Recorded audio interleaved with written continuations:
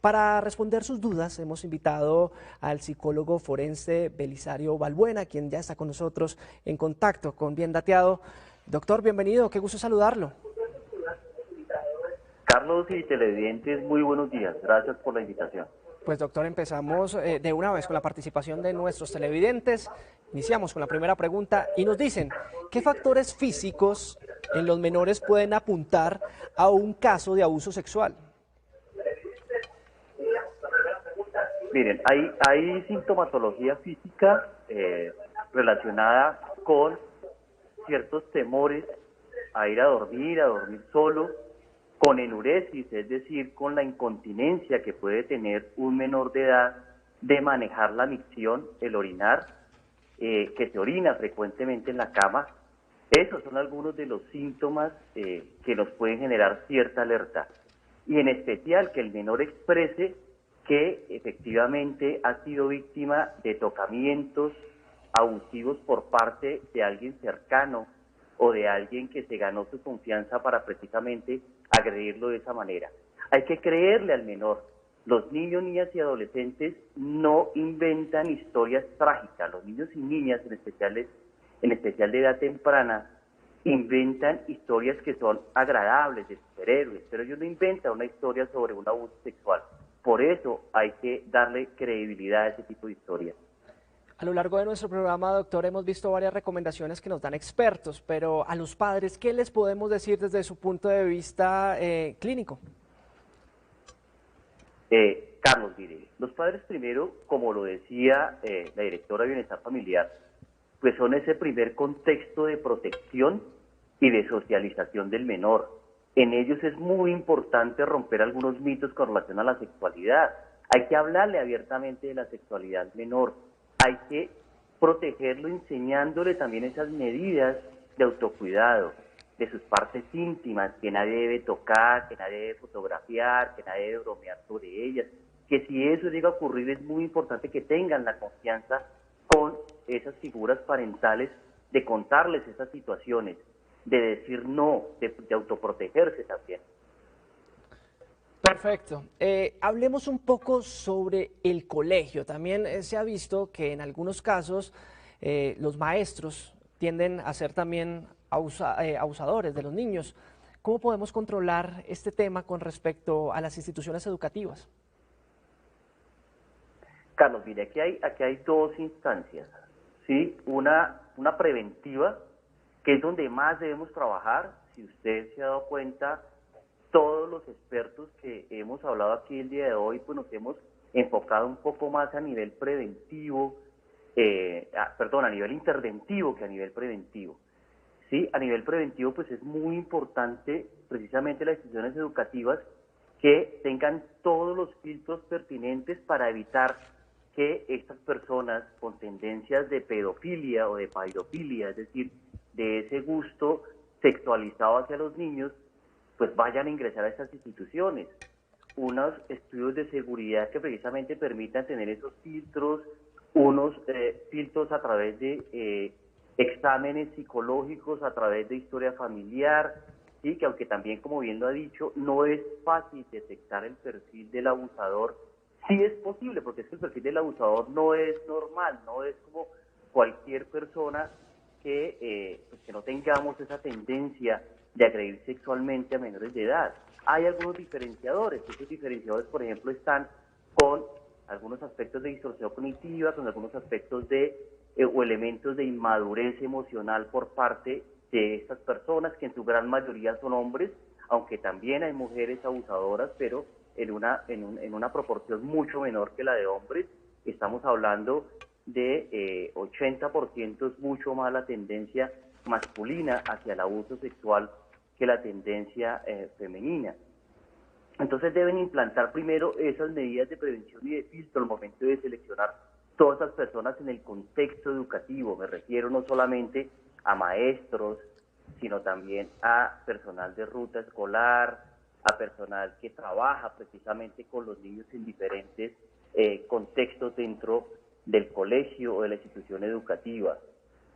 La otra situación pues ya es interventiva, y es que en el momento en que en el contexto escolar el menor niño, niña o adolescente le revele a alguno de las personas que hacen parte de ese establecimiento educativo una situación de posible abuso escolar, se siga la ruta precisamente que deben tener los colegios para poner en conocimiento de la autoridad competente esa situación. Primero de los padres o cuidadores y a través de ellos colocar la respectiva denuncia y seguir toda esta hoja de ruta que ya deben tener, porque está institucionalizada, todas estas entidades educativas que deben seguir.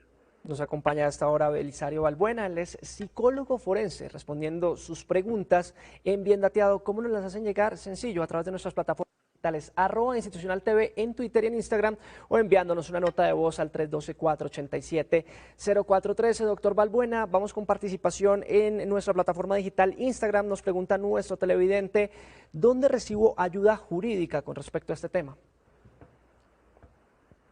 Mire, si es para interponer denuncia, pues efectivamente hay líneas de atención que tiene la Fiscalía General de la Nación, hay acompañamientos que puede hacer el Instituto Colombiano de Bienestar Familiar.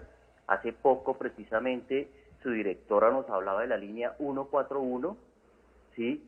Está la línea 122 de la Fiscalía General de la Nación, está la línea 123 de la Policía Nacional, donde de manera inmediata, oportuna, se puede poner en conocimiento estas situaciones o cimentar algunas dudas que tenga con relación a posibles situaciones de abuso sexual.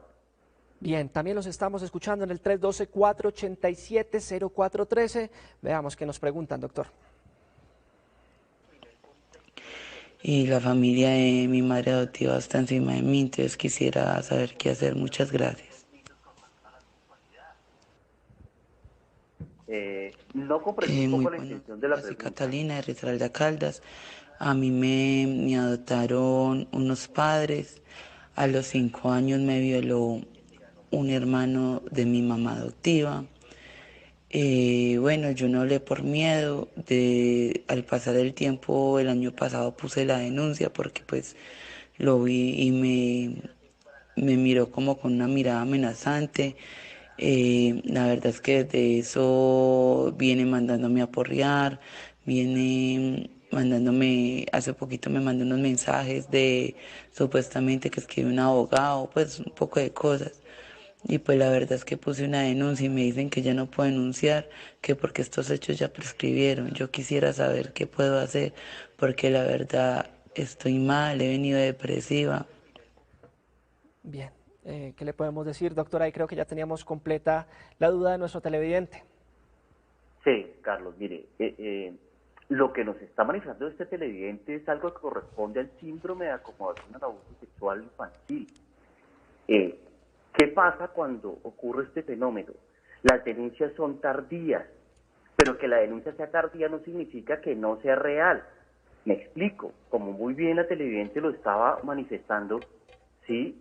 El abuso comienza más o menos hacia los 5 años de edad, va siendo reiterativo a través del tiempo, llega un momento donde ya no solamente comprende esta situación que le está ocurriendo, sino que tiene precisamente el carácter y la situación de denunciarlo a pesar de las amenazas, porque en muchas familias esto puede ocurrir precisamente porque el agresor está dentro del contexto familiar o es alguien que constituye el sostén de la familia. Entonces, por no perder ese sostén de la familia, ese apoyo económico o ese apoyo moral o de presunta autoridad o de mala autoridad mejor, entonces se decide no denunciar o no creerle al menor. Pero llega un momento donde ya este menor puede que tenga mayoría de edad, como presumo es este caso, y denuncia. No significa que al denunciar esto no sea cierto, porque le ocurrió hace 10, 12, 15 años. Por el contrario, la autoridad debe precisamente tomar cartas en el asunto y tomar como seria esta denuncia y hacer todo lo pertinente para darle precisamente una ruta de investigación que permita encontrar al agresor, identificarlo plenamente y someterlo precisamente a la justicia. Estamos acompañados a esta hora del doctor Balbuena, él es médico forense, quien está precisamente resolviendo todas las dudas sobre el abuso sexual a menores de edad. Tenemos una pregunta de nuestros televidentes con el numeral Te acompañamos en casa en Instagram y nos dice, doctor, si el abusador sexual queda libre, ¿qué opciones legales hay para retomar el proceso? Mire, hay otras instancias después de un primer fallo, ¿sí? Tenemos hasta 3 instancias posteriores. Si inicialmente, vamos a suponer que por algún error en la investigación criminal, judicial, el fallo fue absolutorio de este presunto abusador, y si hay evidentemente alguna situación de evidencia que le permita pasar una instancia posterior, pues hay una apelación. Si esta apelación no prospera, pues va a haber también otras situaciones a las que se puede llegar de manera legal, como acciones de revisión, casación, en fin, donde precisamente se va a estudiar un poco más el proceso a través de otras instancias que corresponden a magistrados y se van a dar cuenta en algún momento si hubo negligencia en ese primer fallo y si precisamente por esas negligencias puede ser revertible ese fallo y pasar de una situación de absolución a un fallo condenatorio, porque en primera instancia el juzgador se pudo haber equivocado y no tomó en cuenta algunas situaciones que evidentemente estaban dando a entender, más allá de cualquier duda, que la persona acusada tenía responsabilidad en ese delito del cual se le acusaba. Doctor Balbuena, nos preguntan en @institucionaltv en Instagram, ¿es común para los niños no decir a sus padres que han sido atacados por un violador?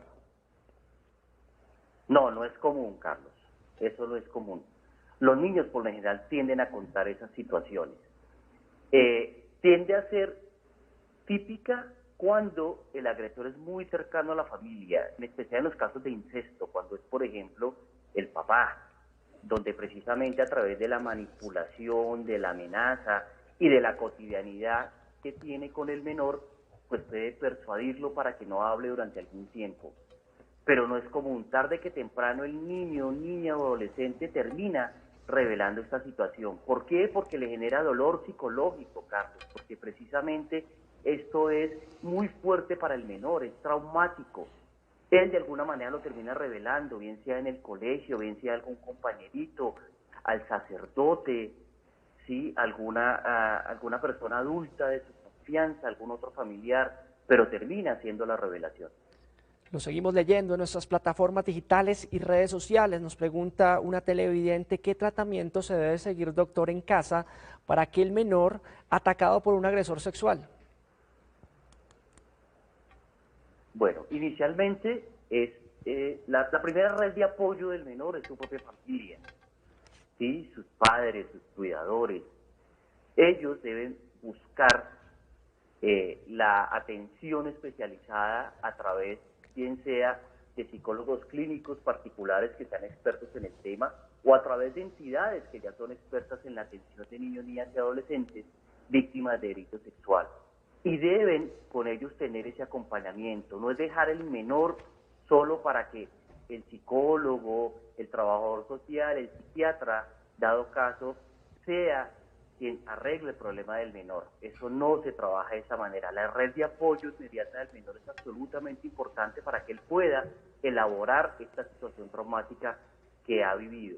Y efectivamente, entre más temprano se trabaje y entre más acompañamiento tenga, más posibilidades tiene de superarlo.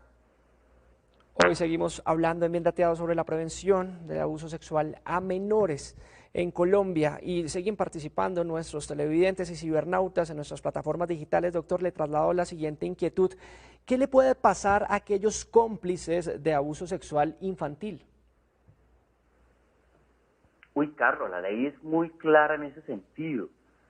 Sí, ellos tienen una responsabilidad penal grave, bien sea porque participaron de esos actos sexuales, porque consintieron el acceso carnal o porque en varias ocasiones, como las que he encontrado yo en mi experiencia profesional, participan de situaciones, por ejemplo, de pornografía infantil.